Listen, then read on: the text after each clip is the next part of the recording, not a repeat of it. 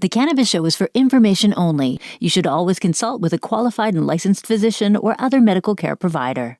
It's the Cannabis Show. Today we are joined by Medical Director of NHS, Dr. Mark Kimmins. Basil introduces us to one of his buds, and we answer your burning questions, all that and more.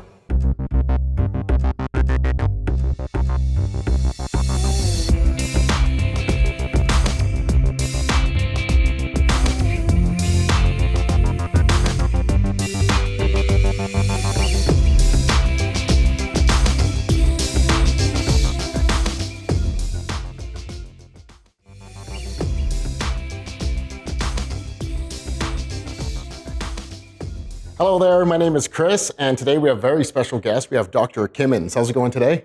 I'm great, thank you. Excellent. Dr. Kimmins is the Medical Director of Sunniva, who's the parent company of Natural Health Services.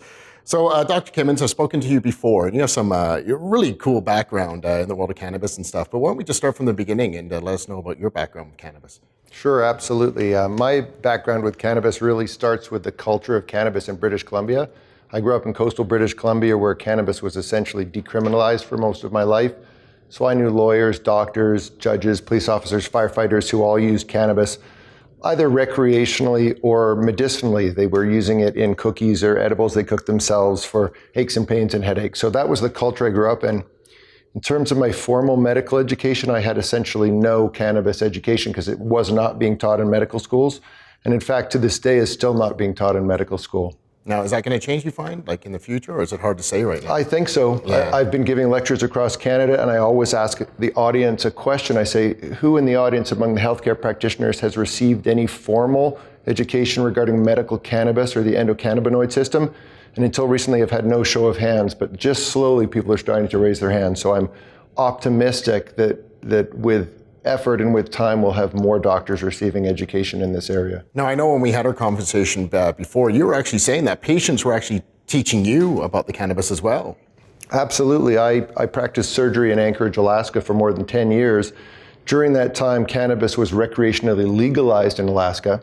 So my patients were telling me that when they were using cannabis, they required less of the opiate pain prescriptions. And I started to take note of that. And in fact, I was starting to encourage my patients who were cannabis users to use it actively in the post-op period. And I had patients actually returning Percocet and Vicodin prescriptions to me, which was unheard of after the painful surgeries that I was performing. And I began to document this and write about this, and this was really, my patients teaching me about this was really my entry into medical cannabis as a formal specialty. So that was decriminalized there. When did you start prescribing cannabis yourself, like officially? Well, myself, I never officially did it because in Alaska, it was recreationally legalized, but there was no actual legal medical cannabis industry, so it wasn't separate. So all we had to do was recommend to the patients that they take cannabis. They could just get it themselves. So it wasn't until I became a medical director in the cannabis world that I started to interact with legislation that required doctors to actually write a medical document. But in terms of my own practice, it was simply recommendation, not formal prescription writing. So it's a pretty big game changer. What are the more common disorders or ailments do you find that patients are coming in needing cannabis for? Sure, I would say the classic is pain.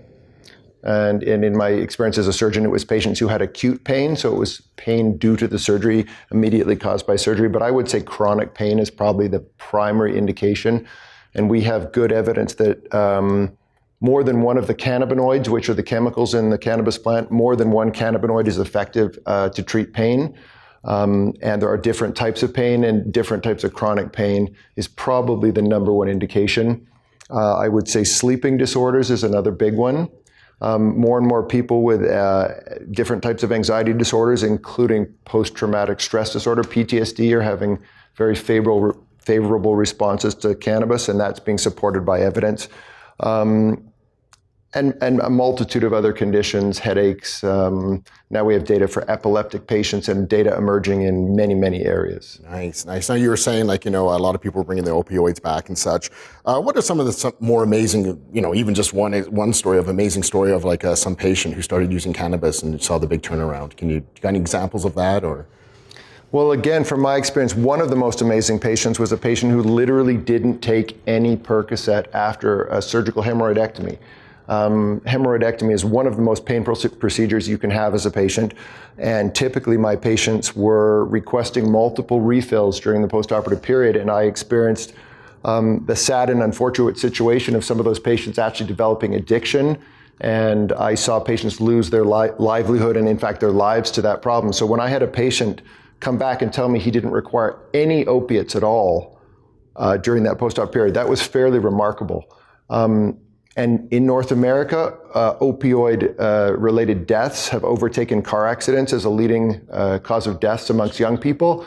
And so cannabis as a way to counteract the opioid epidemic is extremely exciting for me. Now, in the education center here, I'm a bud genius as well. So we see a lot of patients after they see the doctor. And, they just tell us things. And one story I overheard, one guy was telling one of our bud geniuses here, he was saying that he was curing his prostate cancer by using a suppository. But is there any truth to that, or what would you say about that?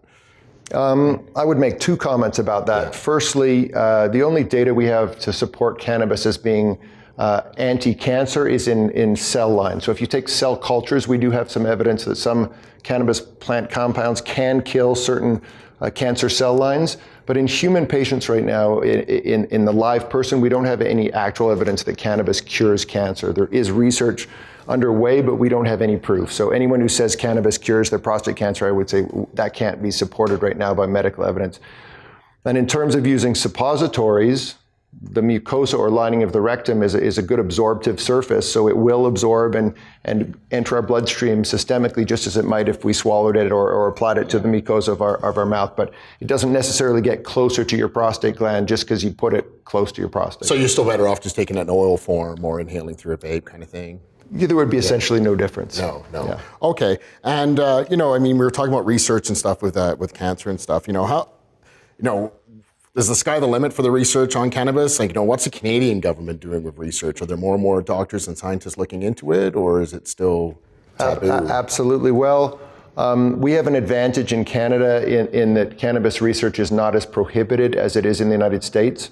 Currently in the US, it's still a Schedule I drug, which really puts the brakes on a lot of research. But even that's changing with academic institutions in the US pushing for access to cannabis research. In Canada, we have multiple academic institutions and multiple large hospitals looking to research cannabis. So we're going to see an explosion of data and research coming in the next few years in both Canada and the US. So really, Canada could be the forefront of medical cannabis. Absolutely. I think Canada is well positioned to become a world leader in medical cannabis research. Oh, that's exciting. Dr. Kimmins, really appreciate you coming on our show today. Thank you so much. Really appreciate it. Thank you very much. My pleasure. Dr. Kimmins from Sunniva. He's the medical director of Sunniva, who's our parent company of Natural Health Services.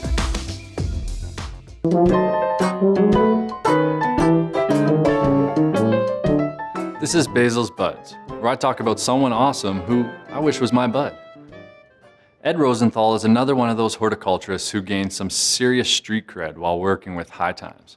Rosenthal had been deputized by the city of Oakland to grow cannabis for medical purposes.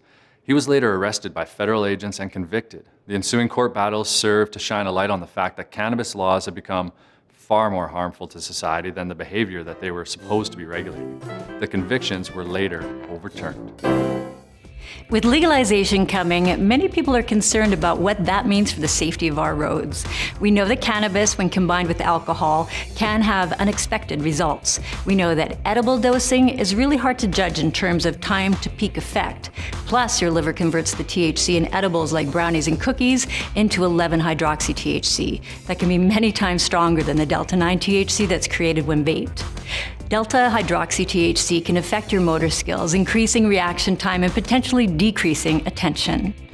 So, to put it all in perspective though, studies coming out from different countries around the world where they have done blood tests post-crash do seem to echo each other and indicate that drivers with an alcohol blood level of 0.8, which is legal in many parts of the world, were 293% more likely to be involved in a crash versus THC-positive drivers who had a 5% greater crash risk. Texting, 310% more likely to crash. One of the key reasons for the difference is that under the influence of alcohol, people tend to drive faster, whereas drivers under the influence of cannabis tend to drive more cautiously.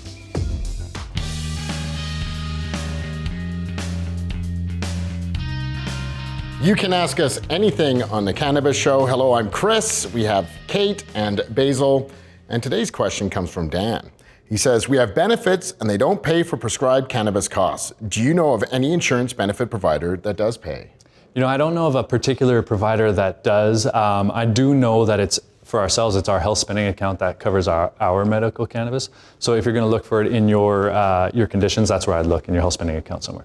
Yeah, hopefully you do have a health spending account because it doesn't have a drug identification number as yet. That's kind of the circuitous route around getting it paid for, is if you do have a health spending account.